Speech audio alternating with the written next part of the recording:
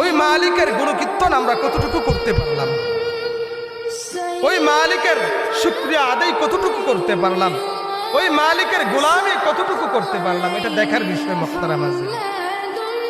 মুহতারাম হাজিরিন, এই জন্য আল্লাহ রাব্বুল আলামিন বলেন যে বান্দা, এই দুনিয়ার চাকচিক্য যা দেখতেছ এটা ক্ষণস্থায়ী, এই চাকচিক্য যা দেখতেছ এটা ক্ষণস্থায়ী। আমি আল্লাহ তাআলা তোমাকে যে একটু মোহ দিলাম, একটু ক্ষমতা দিলাম, এই রাজত্ব দিলাম অল্প কিছুদিনের জন্য, কিন্তু একটা সময় তোমার থেকে রাজত্ব আমি আল্লাহ তাআলা কেড়ে নিব, তোমার এই ক্ষমতা একটা সময় আমি আল্লাহ তাআলা কেড়ে নিব। তার মানে এই রাজত্বর অপব্যবহার তুমি কইরো না, এই ক্ষমতার অপব্যবহার তুমি কইরো না। আমি আল্লাহ তাআলা চিরস্থায়ী ক্ষমতার মালিক, ঠিক কিনা? এই জন্য মুহতারাম হাজিরিন, এই মালিককে চিনা, যে মালিক আমাদেরকে সৃষ্টি করছেন, আপনাদেরকে সৃষ্টি করছেন, এই মালিককে বোঝা, এই মালিককে চিনা, যে আমাদেরকে কে সৃষ্টি করলেন, আমাদেরকে কে লালন পালন করতেছেন, আমাদেরকে কে রিজিক দিচ্ছেন, তাকে নিয়ে গবেষণা করা, তাকে নিয়ে চিন্তা করা, তাকে নিয়ে ফিকির করা।